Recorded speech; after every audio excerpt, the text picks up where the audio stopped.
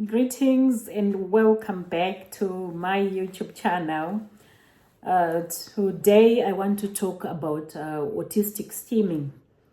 Autistic stimming, which is a very common phenomenon which we find in autistic individuals.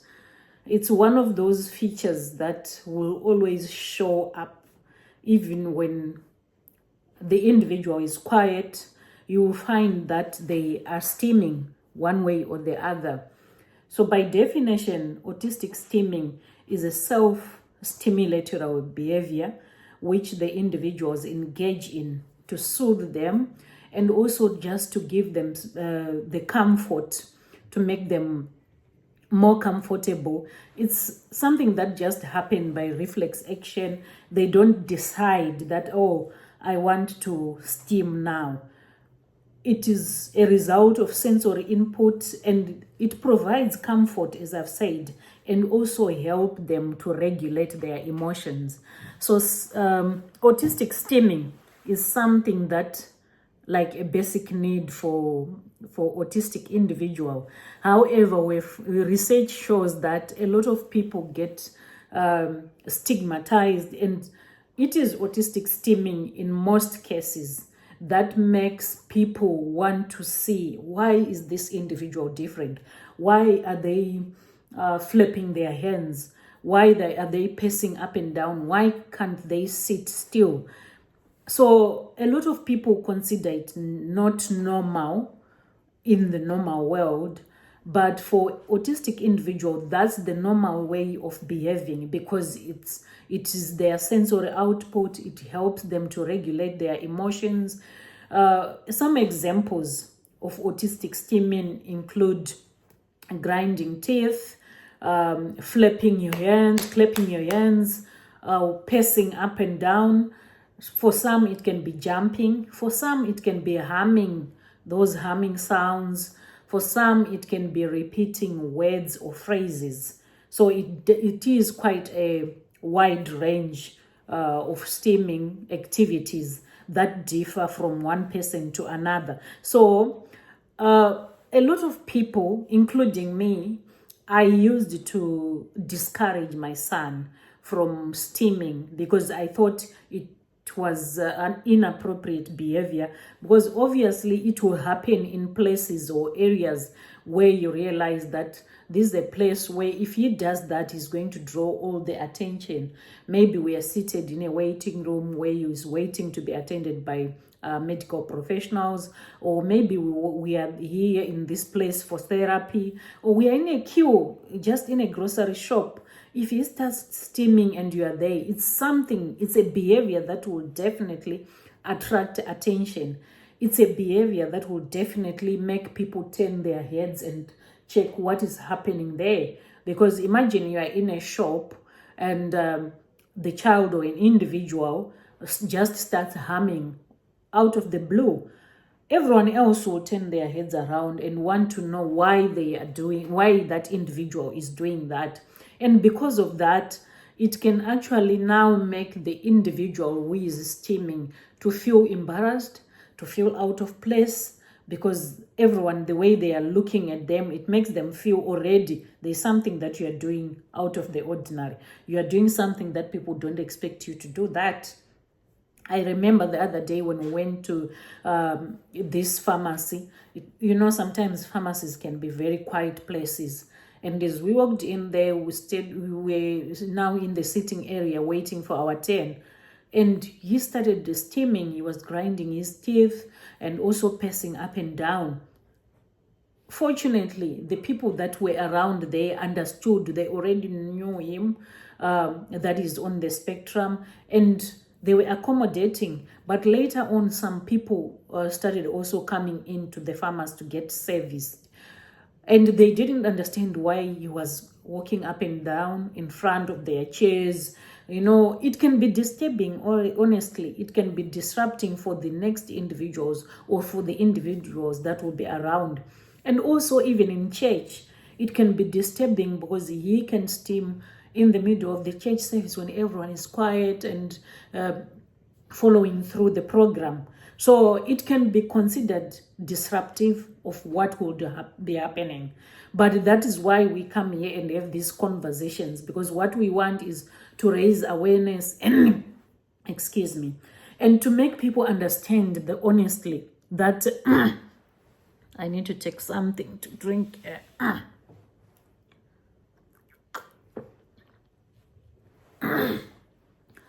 So the reason why we come here and have these conversations is to make people realize that it's not like the person is looking for attention. They are actually doing that without even looking for attention. They're doing it to meet their sensory needs.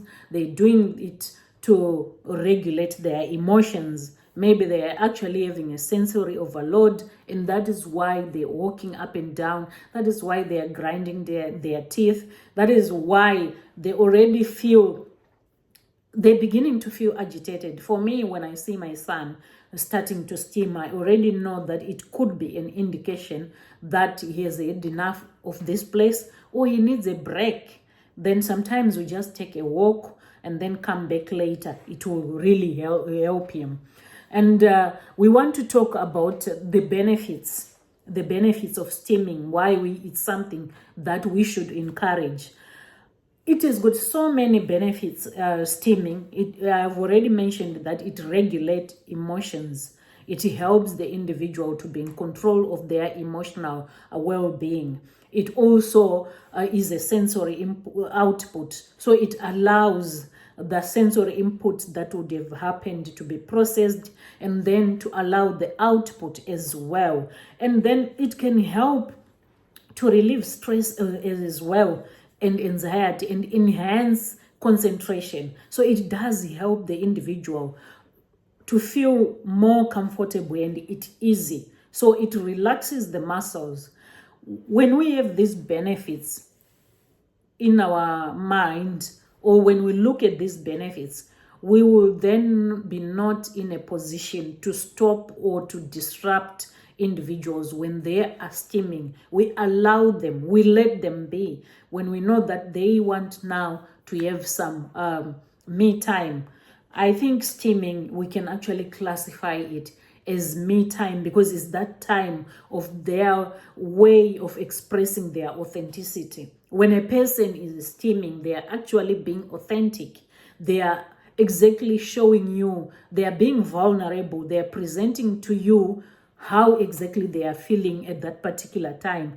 And as we allow them to do that, we are empowering them. We are validating them. We are saying, you know what? We are okay with what you are doing. We are okay. And we support you. We are actually proud that you don't feel ashamed to do that, because it's not something that they volunteer to say, okay, I think now this is the time to do that. It's their body and it's their coping mechanism that the body is already deciding this is what we want to do, so that we cope with our surroundings, we cope with our environment. Remember, we said in the beginning, in some of the previous videos, autism is the way the brain is wired to respond to the environment and to situations.